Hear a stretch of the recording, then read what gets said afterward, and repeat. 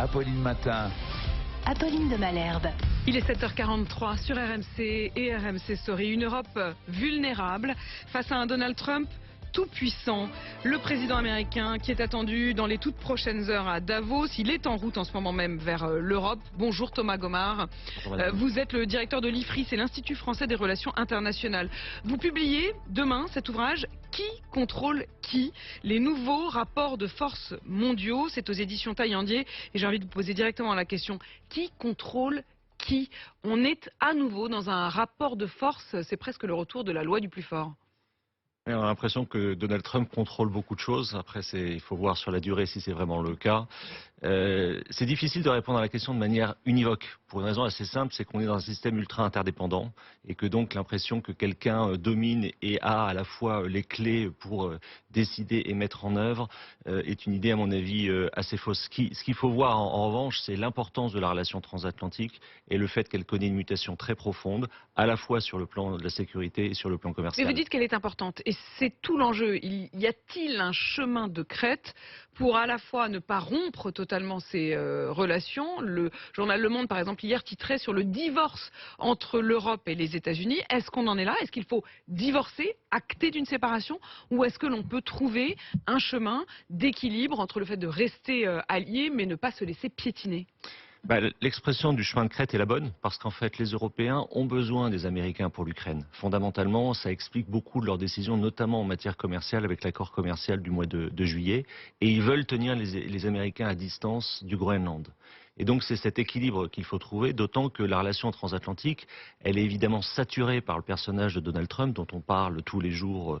Chaque jour un peu plus. Il sature l'espace médiatique voilà, et il passe le mur du Sud tous les jours. Avec un talent évidemment sans comparaison. Mais la relation bilatérale, c'est aussi beaucoup d'échanges économiques, financiers, culturels, humains. C'est un axe de rotation de la mondialisation. Et donc ça ne se remet pas en cause, même si le président des États-Unis a les foucades à répétition que l'on sait. J'allais quand même préciser qu'effectivement, en faisant le choix de venir en personne à Davos tout à l'heure, au fond, il montre que les Européens comptent pour lui, puisqu'il vient en personne. L'an dernier, il avait envoyé son vice-président, J.D. Vance, qui d'ailleurs avait fait un discours extrêmement dur vis-à-vis des Européens dans ce même espace de Davos. Les Européens en étaient sortis sans voix. Il leur avait dit qu'il y avait une dégradation, une décadence de l'Europe, y compris sur le plan des valeurs, à ses yeux. Tout cela avait saisi d'effroi les Européens. A-t-on pris vraiment la mesure? Vous évoquiez à l'instant l'accord commercial de juillet. C'est bien celui qui hier a été mis sur pause par les Européens. Est-ce qu'on a raison de jouer ce bras de fer-là?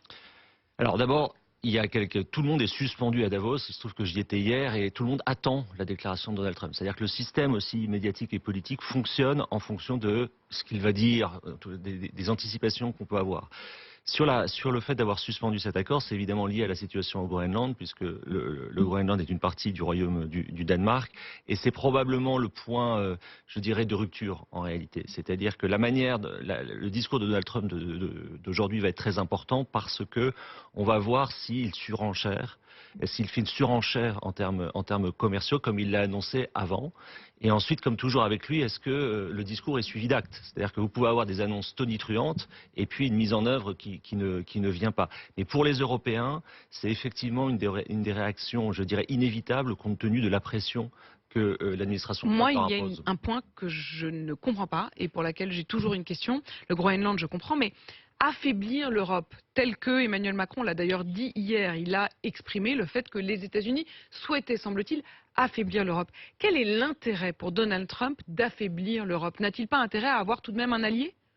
C'est plus facile d'affaiblir l'Europe dans le monde d'aujourd'hui que la Chine ou la Russie. Mais pourquoi vouloir affaiblir? Parce que c'est une manière de dominer et de contrôler, pour reprendre la question de mon livre. C'est-à-dire que c'est une manière pour le président Trump de montrer qu'il est le parrain du système occidental et de vouloir imposer aux Européens ses vues.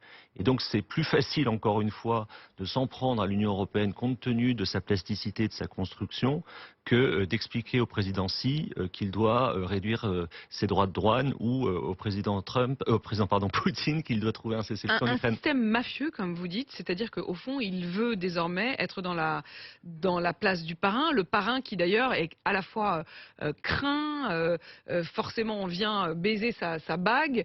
Est-ce qu'il a aussi le comportement du parrain qui à un moment décide finalement d'éliminer certains de ceux qui étaient ses alliés de la veille? De manière structurelle, c'est quoi les États-Unis et l'Europe? C'est que les États-Unis assurent la protection de l'Europe pour la plupart des pays européens, à l'exception peut-être de la France et de la Turquie. Les autres pays européens ont, d'une certaine manière, donné leur sécurité, leur défense aux Américains dans le cadre de l'OTAN. Bon, et donc ça dure depuis 1945, sauf que la rupture avec Donald Trump, c'est qu'il dit « vous allez payer comptant pour cette protection ». Donc cette image du parrain, si vous voulez, il faut la manier avec précaution, parce qu'évidemment, on est dans un système politique avec des élections, des contre-pouvoirs, mais elle repose sur l'idée que les États-Unis apportent la sécurité aux Européens. Et c'est ça qui est en train de changer, c'est-à-dire que Donald Trump leur dit, vous voulez de la sécurité, il va falloir accepter davantage de conditions qu'avec les administrations précédentes. Merci beaucoup Thomas Gomard, directeur de l'IFRI, l'Institut français des relations internationales, auteur de Qui contrôle qui? Les nouveaux rapports de force mondiaux. Ça sort demain aux éditions Taillandier. Notez qu'à 8h30, mon invité, ce sera l'ancien commissaire européen, ancien ministre de l'économie, Thierry Breton, lui-même bête noire de l'administration Trump et interdit d'ailleurs de séjour sur le territoire américain. Rendez-vous donc à 8h30. Il est 7h49. Louis Sarkozy